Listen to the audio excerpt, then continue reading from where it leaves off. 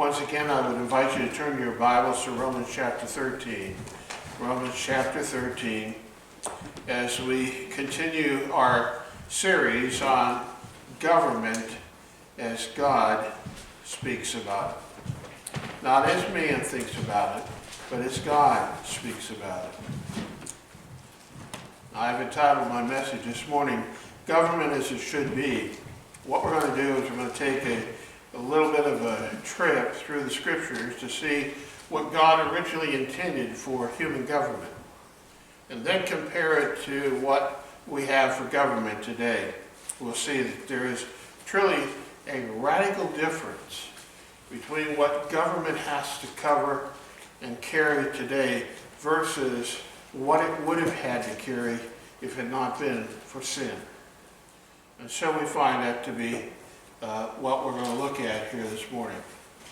In Romans chapter 13, beginning with verse 1, we read these words. Let every soul be subject to the governing authority, for there is no authority except from God, and the authorities that exist are appointed by God. And as we brought out last time, I just want to emphasize this. Who is in control of our government? Who? God. God is in control of our government. Never lose that thought. Okay? I know it may appear Nancy Pelosi, Joe Biden, Chuck Schumer are in charge of our government. And on the earthly appearance, that's what it would appear. Never forget, though, ultimately who is in charge. God is in charge. Well, let's go on and see what it says. Therefore, whoever resists the authority resists the ordinance of God. So you resist the authorities that are placed above you. You don't happen to like some of the laws that they enact, and so you decide you're going to rebel against them. You're not rebelling just against them. You're also rebelling against who? God himself. And so he goes on to say, for rulers are not a terror to good works, but to evil. Do you want to be unafraid of the authority? Do what is good, and you will have praise for the same. For he is God's minister to you for good. But if you do evil, be afraid, for he does not bear the sword in vain. For he is God's minister, an avenger to execute wrath on him who practices evil. Therefore you must be subject, not only because of wrath, but also for conscience sake. There's a word we're going to focus in on today, conscience. That plays a role. Because of this, you also pay taxes, for they are God's ministers, attending continually to this very thing. Render therefore to all their due. Taxes, to whom taxes are due, custom, to whom customs, fear, to whom fear, honor, to whom honor. Father, we pray that you be with us here this morning in our study, as we look at what you originally intended for civil government to be and how it has been radically changed by the fall of man. May we have a better appreciation for what those who are in government, those who are in leadership, have to carry out. But also, as we look at this, may we glean again a better understanding of how important for our government to be able to exist and succeed, how important it is that we as the Church of Jesus Christ do our part in our society. Bless us, I pray, Father, in all this, and we pray this in your name. Amen. Well, let's just do a quick review of what we did last week. We aren't going to spend much time on it. We noted that the creator of civil government is God. God initially intended that government be a part of mankind, even if he had not sinned. It was all a part of God's program. Now, we prove this point by looking at various things that indicate that government not only was for man, but government is also a part of God himself. We see government in the Trinity. We see God as the king over all of creation. We see government over the angels. We see government given over the earth. We see government over mankind, and government in the new world, the new heaven, which will be absent from sin. Yet there will be government. And we drew this application. Number one, that God created government then to be a blessing to man. As I stated last time, we complain a lot about government and how poor their job they're doing and how we don't like this and how we don't like that. But you know, there's a lot of things that we don't take into consideration that we really appreciate as far as enjoying it, that would not be possible apart from government. We live in a society that for the most part is educated. It's a rare thing to run into somebody that doesn't know how to read, right? It's a unique society that we live in, that we can get into our cars, turn the engine on, and we know that if we get down the road, we're going to ride on good roads. There's a lot of things that government does that they do, for the most part, get it right. And we don't even think about that being a part of government, but it is. We often focus on the things that we don't like, and we complain about the fact that government isn't getting it done right, when we do not give them credit for all the things they are doing right. We also know that God is actively involved in government. Therefore, there is divine purpose. You see, I can't see any divine purpose in the way the elections went. Well, many of you probably are feeling that way. But I'm going to tell you right now, as we saw in Romans 13, who is in charge of our government? God is. God does not do anything or allow anything to happen unless there is a purpose. And I can tell you right now that if we could get on a phone, or as they do nowadays, Zoom, or whatever else, you know, we get a screen on the screen, bring God on the screen, and we can talk to him. I'm sure if we could ask him, Lord, why did you allow this to happen? What is your purpose in doing this?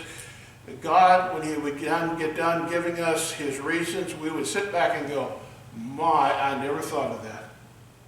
Wow, what a wonderful thing you're doing.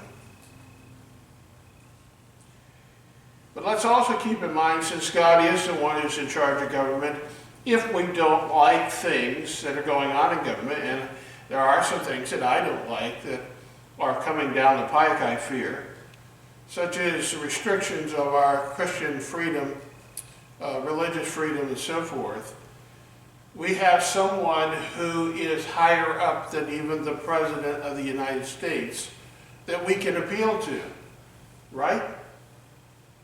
We can go to God himself and seek deliverance from God.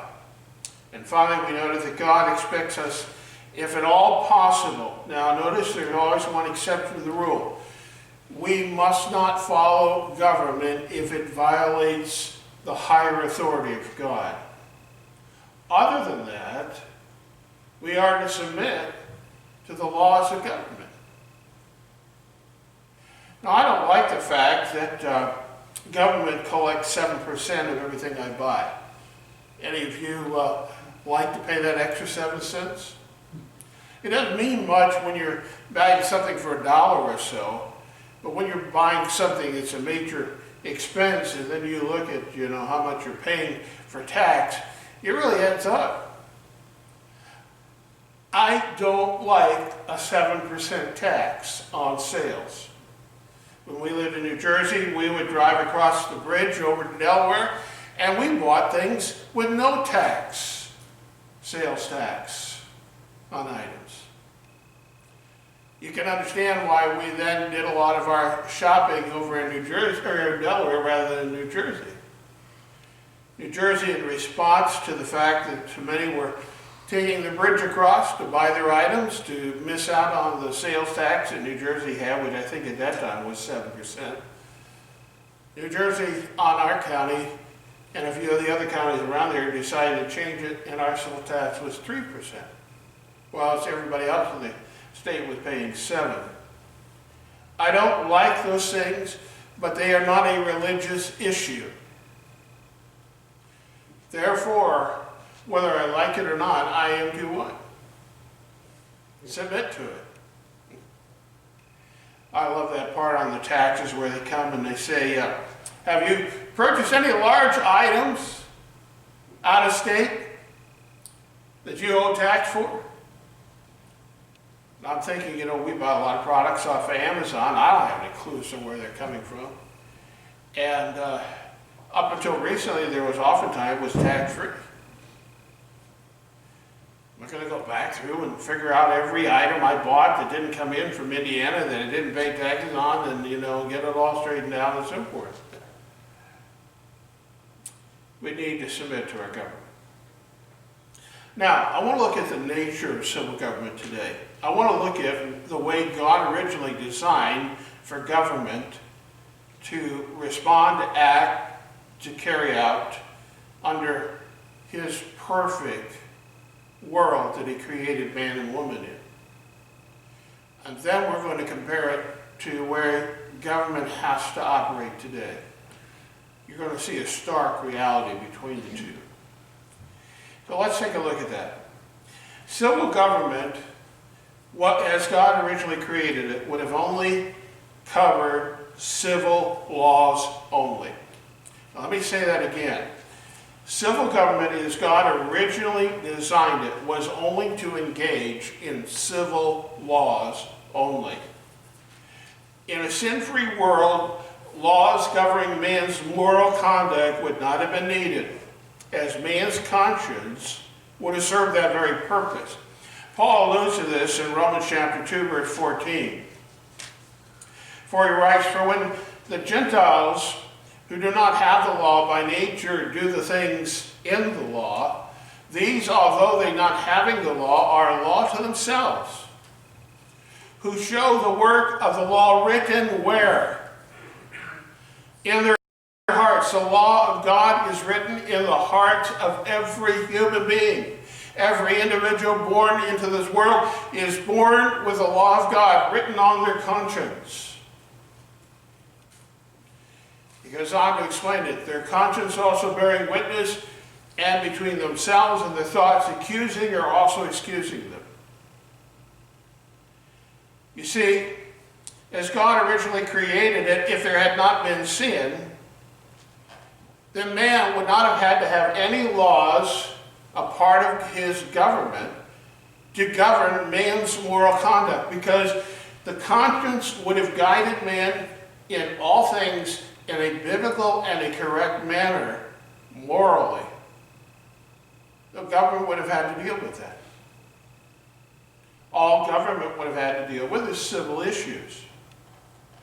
Now, this would have significantly reduced our present law code and the need for a criminal justice system. Would have significantly changed the need for those kinds of things. Now, let me show you what I'm talking about with the next slide. You see, that man that's been over, that's civil government. But that man was not designed to carry that big rock, was he? This is the way civil government was originally created to operate. It was not created to have to deal with moral issues, because the conscience would have guided man, apart from sin, would have guided man, and government would never have had to deal with such things as murder, theft and embezzlement, violent acts, spousal child abuse, prostitution, drugs, slander, divorce, perjury, and the list could go on of all the moral issues that government now today has to have laws and has to manage and has to prosecute and has to imprison people for. Now, I want to drive this point home, so on the next slide I'm going to show you the cost to civil government in caring not only for civil matters but also for moral matters. The moral matters which should have been taken care of before sin, they would have been taken care of by man's pure, sinless conscience, now have fallen upon man's civil laws. Click it one more time, Eric. Let's see how this thing plays out. All right, if civil government can only deal with civil laws and not have to deal with the morality of man too, what changes would this bring about? Well, vehicular laws suddenly would not be needed. For the most part, they wouldn't be needed. You wouldn't have problems with people speeding, would you? If a person is totally guided by the law of God written in his heart and his conscience, then if the speed limit said 30, they would do what? 30 mile an hour. If they're out on the interstate and it says 70, they would do how much? Well, 75, because you can get away with an extra 5 miles, right? You would do what? 70. You wouldn't have problems with DUI drivers. You wouldn't have problems with people texting and having accidents and cell phones and not putting their seatbelts on. I did a little, searching on the internet to find out. On average, it costs our country $277 billion a year for people who violate vehicular laws, and 33,000 lives. And if man was totally governed by an unfallen conscience, almost all of this could be totally, virtually wiped away. Would that make an impact, you think, in our country? I'll bet it would. Customs enforcement. If we didn't have to worry about the moral issues in regards to customs, such as illegal aliens, imports that are illegal, pirating of various products and so forth, we would save right around as a nation $205 billion a year. That's a lot of money. If there was not crime going on within business, so that laws had to be made to deal with white-collar crime, as they call it today, our country could be saved somewhere around $300 billion a year.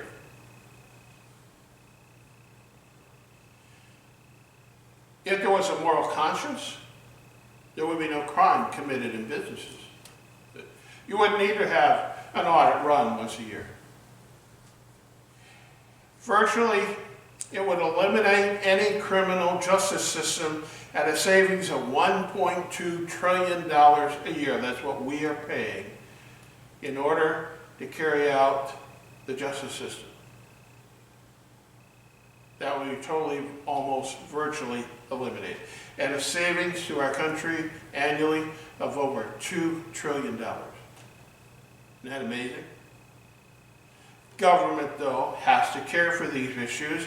Why? Because man's conscience had fallen, therefore it is not always a good guide. In fact, oftentimes it is a bad guide, because man sins enough against the conscience that the conscience becomes numb to sin and doesn't see the need to be moral and to fulfill its moral obligations. Let me give you a few other things to think about. Before we go on any further on this, let me answer a quick question. If we were living in a sin-free world, if man had not sinned, then why would there have been need for laws? That's a good question. I mean, Lord, why would we have needed a civil government if man would have never fallen into sin, and his moral compass would have always been perfect and leading him to do what was right morally? Why would we have needed to have civil laws? And I can give you a couple of reasons why I think they would be needed. Number one, just because people are perfect doesn't mean they're of the same opinion. Wendy and I had a little discussion on this, but it's not the first time we've had this discussion. Her view of antiques and my view of antiques are different. My view of antiques, well, if I see a dresser and it's got marks on it, and it's worn here and worn there, I can see some beauty in that, but I can see that it needs to be refinished. She looks at it from the other side, and some of you here are the same way. You look at it and you go, wow, all those marks and so forth, that's what makes it so beautiful. Now, who's right and who's wrong?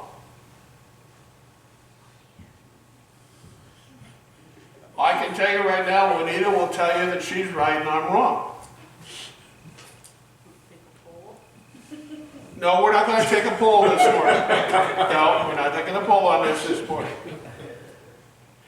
Okay, here's the deal. Is she sinful for having her views on antiques? No. It's just her personal taste. Am I sinful for my view on antiques? Don't you dare say I am. No. Just a difference of opinion. That's all it is. In a perfect world, there would have still been some differences in opinion, and therefore there would have had to be somebody who would have to make decisions as to which way we're going to go. For example, let's say we're living in a society where there's no sin, everyone is perfect, and you've got two cars that come to an intersection at the same time. One guy says, well, then I should go first. The other guy says, no, I should go first. Sin involved? Probably not. But there has to be a rule. So that when they come to that place, it isn't an issue of whose opinion is right, but rather it's an issue of, okay, this is the correct method of dealing with this issue. And so this is one of the reasons we would need civil law. Another reason for civil law would have been for organization. By organizing human beings, we can accomplish great things. One of the things that's a huge mystery, even to this very day, is how the great pyramids in Egypt were built.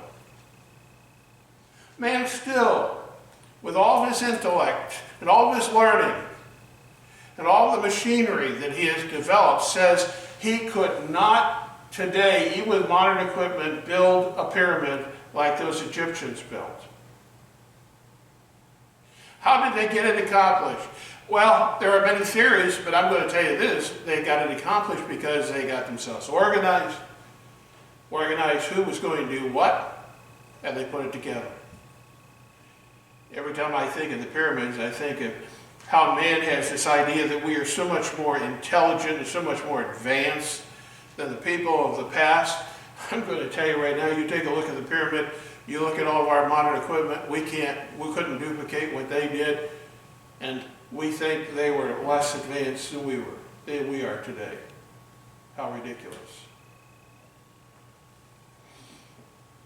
So we could give many examples, but basically what it comes down to is civilization would have grown and flourished. There would have been some learning, some changes, and so there would have been some civil laws that would have been required so that we could be organized as humanity, and also that we could deal with various differences of opinion so that we knew what direction we needed to go in those circumstances. So that's what civil government was about. All right, let's move on. So, if we got rid of civil government, if we got rid of the moral sinful issue and took it off of civil government, not only would civil government only have to engage in civil laws, but number two, civil government would not have to be involved in any military endeavor. Can you imagine this? Never having to worry about a military. How much money has been spent on military and on war since the beginning of our nation? I bet you we could pay off the debt 2 or 3 times over. But because we're living in a sin-cursed world in which a conscience is not always governed by God, but rather often governed by sin, it is required that we must have a military. But how do we know that in a sinless world there wouldn't have been need for a military? I can tell you. Because when the Lord returns, He's going to set up His kingdom. He's going to restore this earth back to its original condition when it was originally created. He is going to set up a government. It's going to be a civil government. Oh, it's going to have to deal still with some moral issues because man will still have a fallen nature, those who make it into the tribulation and those who are born. But the government's going to operate much more like it originally was intended. And in one of those ways that the Lord's coming back to restore things as it should have been is in the matter of getting rid of war. Look at what Isaiah says. He shall judge between the nations. He will rebuke many people, and they shall beat their swords into plowshares, and their spears into pruning hooks. Nation shall not lift up sword against nation, neither shall they learn war any what? More. Well, if we were to be able to do this, we now can increase how much we're saving per year. This is the drag that is on our civil government because we have to care for the military. Number 3, civil government would not be involved in providing help to poor, elderly, uninsured, retired, and so forth. You say, how do you know that? Well, again, if we look at the government under Christ, when he comes to establish his kingdom, we learn that poverty and aging and these kinds of issues will not be an issue during that 1,000 years. If we understand prophecy correctly, those born into the kingdom, when they're from parents who entered into the kingdom and they're born during the kingdom time, they will be given opportunity to access such good medical conditions and healing that they'll be able to survive through the whole tribulation, or I'm sorry, through the whole kingdom of 1,000 years. So in other words, people will not be aging and then dying or retiring. These things will not be an option during that time. You say, prove it. All right, let me prove it to you. Psalm chapter 10, verse 17. Psalm chapter 10, verse 17. Lord, you've heard the desire of the humble. You will prepare their heart. You will cause your ear to hear, to do justice to the fatherless and the oppressed, and the man of the earth may oppress no more. He's going to help out who? The fatherless, the poor, the oppressed. Isaiah 29 says this, it is not yet a very little while till Lebanon shall be turned into a fruitful field. Would you say Lebanon is a fruitful field today? It has been so destroyed by war over the last few decades.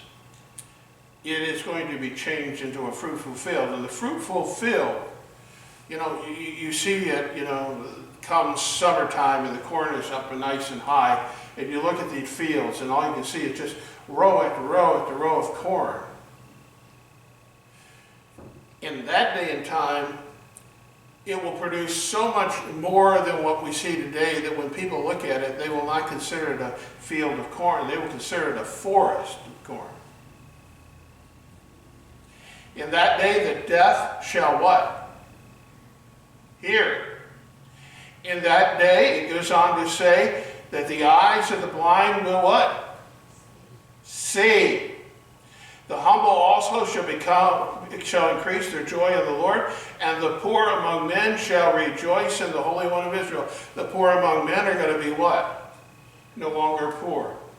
One passage even speaks of the fact that when God comes and sets up his kingdom, all men will be equal.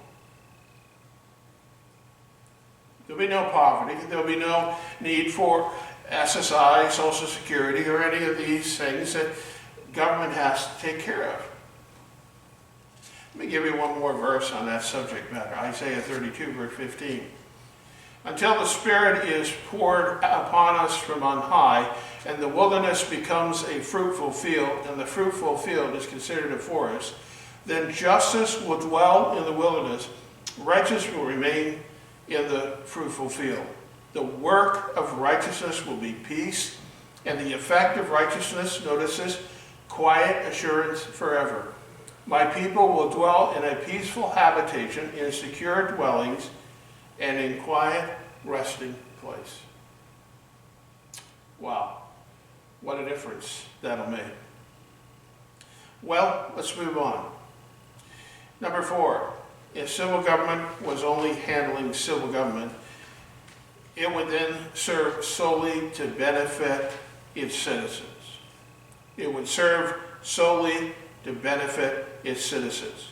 Leaders would make decisions based on needs and based upon what would benefit their people rather than what would benefit themselves.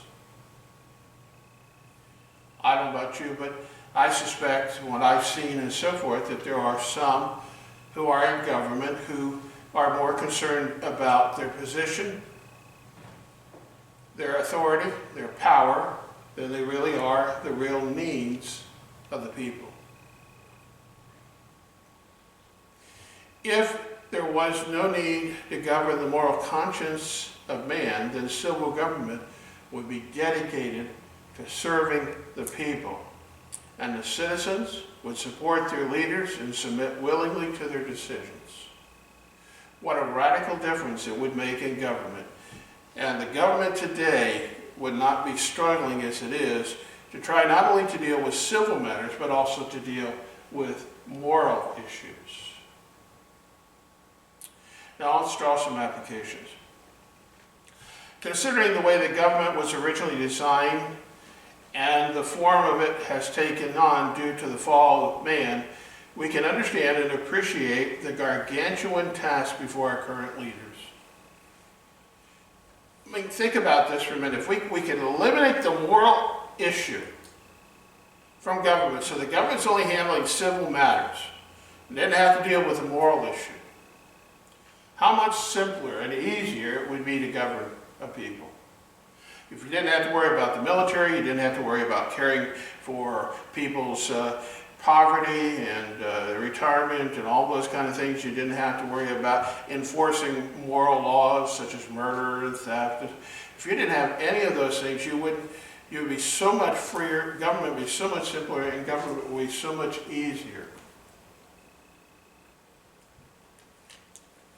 That is the way government was designed, but that is not the way government works. And so now, because all this moral stuff has also been pushed down and put into our civil law, suddenly government becomes something so large and so difficult that even the wisest and smartest of men will find themselves inadequate to do the job that they need to do. Inadequate. Why? Because we have fallen men trying to lead fallen people. Think about all the various issues that our leaders have to deal with. There is no way that any one man can be on top of every single issue that has to be dealt with. The latest budget, as I understand, that was set up on the federal level, you know how many pages was in that thing? About 2,400 pages.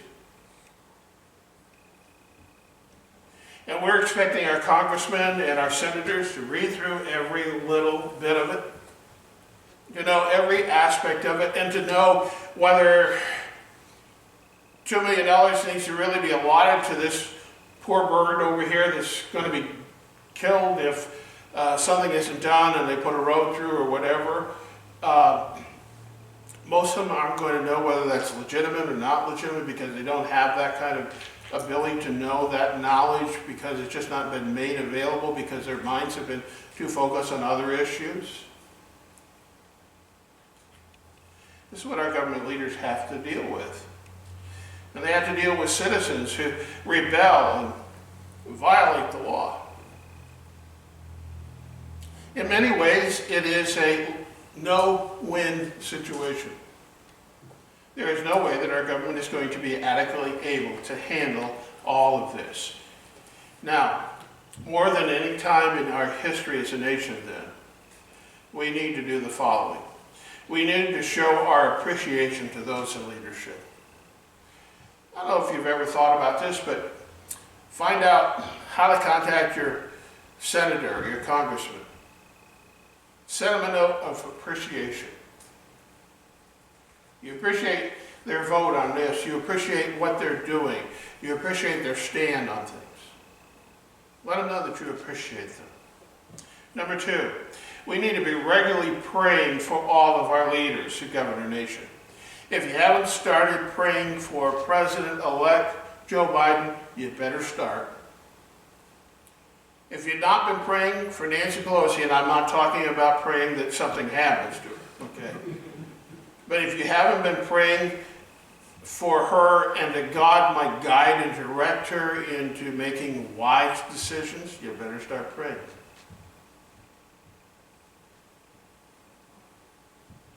That goes for Chuck Schumer, that goes for all the Democrats, and it also goes for all the Republicans, and all the other stripes in between.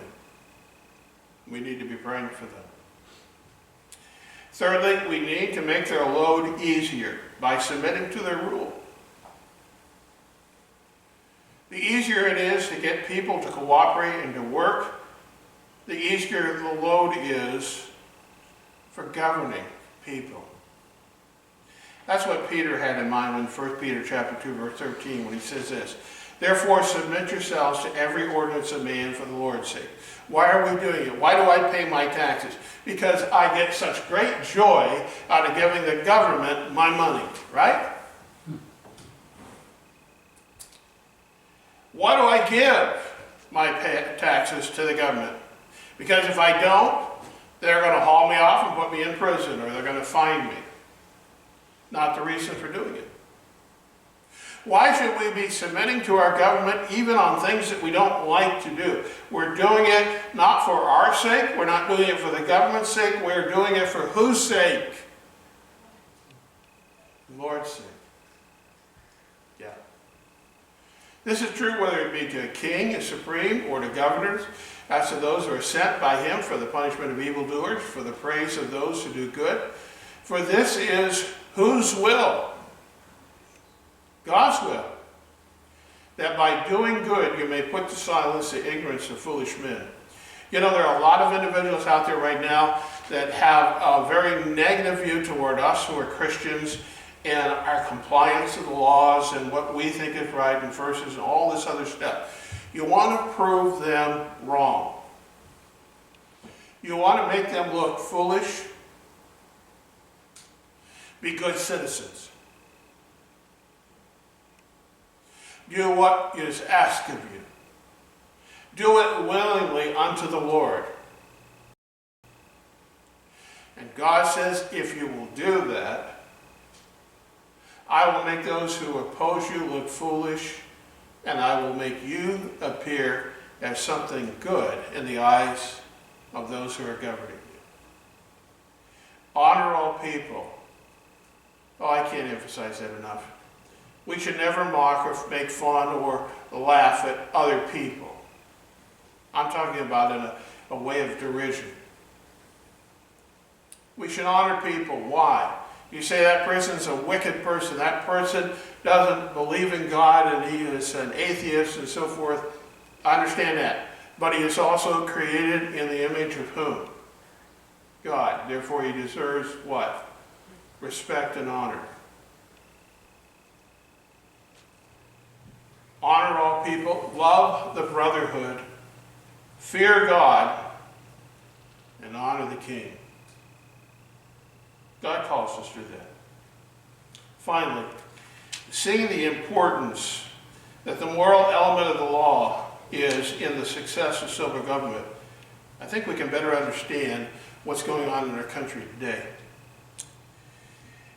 You see, the less that our civil government has to care for the moral aspect of society, the more they are freed up to carry out what they were originally called to do, and that is to deal with civil issues. Look at how much our government is tied up today in resources and in time in dealing with those who are not in submission to the government because they are living immoral lives.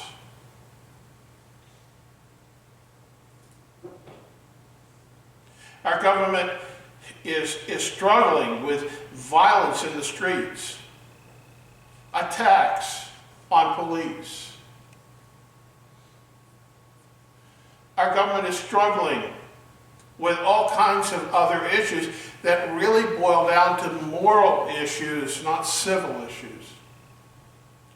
And why is it? It's because our government has come to a point where it has rejected Christianity. It is accepted as the national religion, atheism, and it's also accepted the all moral or no morality view of things.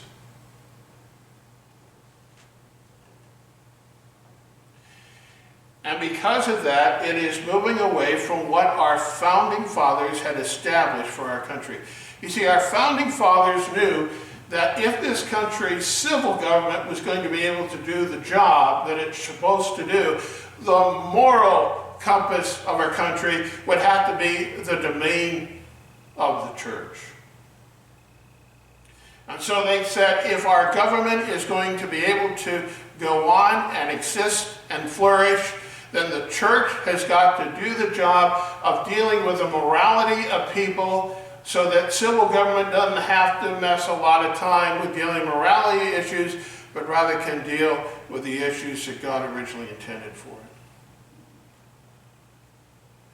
But what we're seeing is that today we're moving more and more and more away from the Judeo-Christian ethic upon which this government is established, and as that happens, our government becomes less and less effective, and our society becomes more and more corrupt. There are those who are trying to get Christianity totally out of our society. They see it as a threat. They do not realize that the more you remove Christianity and its moral compass from our society and from the minds of our people, the worse our conditions become. You want to know why suicide is so high in our country today, particularly among young people? It's because they have no moral compass. You want to know why there's so much of a rampant problem with drugs, alcohol, why we have anarchy in the streets? It's because the church has failed to do the job of getting the moral compass of God into the minds and the hearts of people. I'm not saying that the church has to get everybody saved, but there was a time in which at least people, even those who were not saved, at least had respect for the moral code as given in the Bible. And they don't anymore. They don't anymore. We have a responsibility as Christians to get the news out to people that the reason our country is suffering so much in many ways is because our country was established to be a country under God. You know the reason for them picking that as our motto? It's because our men back in those days and women who were in leadership knew and understood that it is upon the basis of this book that our government can thrive. In fact, our founding fathers said that if the day ever came where this no longer was the moral compass, our government would crash because of the overwhelming load of all moral or no morality, and the load that government would have to take upon itself to try to then govern a people that was out of control and full of anarchy. What can we do as individuals? We can live the Christian life and be testimony to the community as to what a person ought to be. We can live the moral life that God has established. We can also talk with others about where our country came from and how important these rules and regulations really are if we want to better our government and better our society as a whole. I feel so sorry for those who are in leadership today. The job that's been set before them is an overwhelming one. I know that the Democrats are in charge now, and in their minds they have the answers and the solutions. I have news for them. They don't.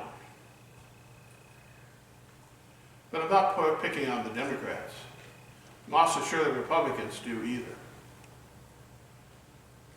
We need to have a revived church in America that will bring revival to our nation.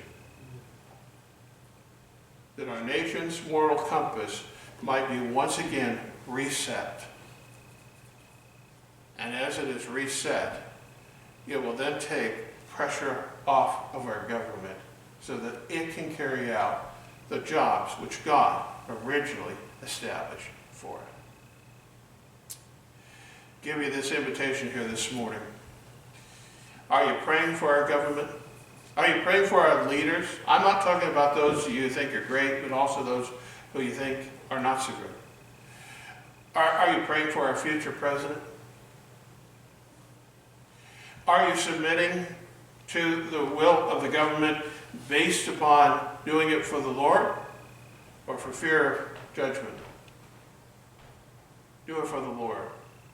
Are you living the life that sends a testimony to the world of what the moral compass should be? And are you not afraid or have the courage to stand up and say, do you know how this country was established? Do you know why we're going wrong today? It's because we don't have a moral compass any longer. A lot of people out there that are ignorant about that fact. And they're taking it out of our schools, so our kids aren't even learning that anymore. Father, as I come to you in prayer this morning, once again we've preached a message on civil government.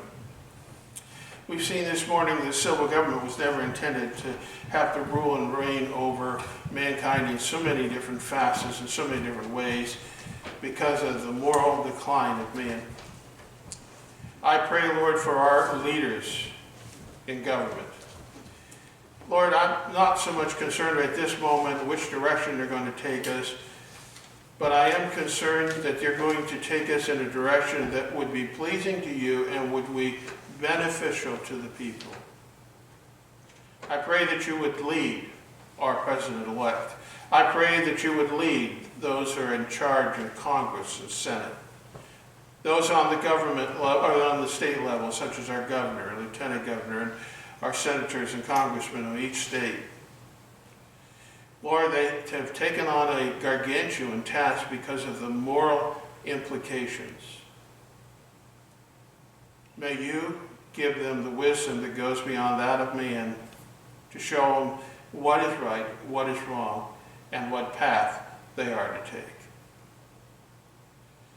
Help us, Lord, to submit to our government for your sake, because it is your will, not ours. May we surrender in doing so. May we find acceptance among those who are leaders, because they see that we are doing so willingly, seeking to make their job easier. And I pray this in your name. Amen.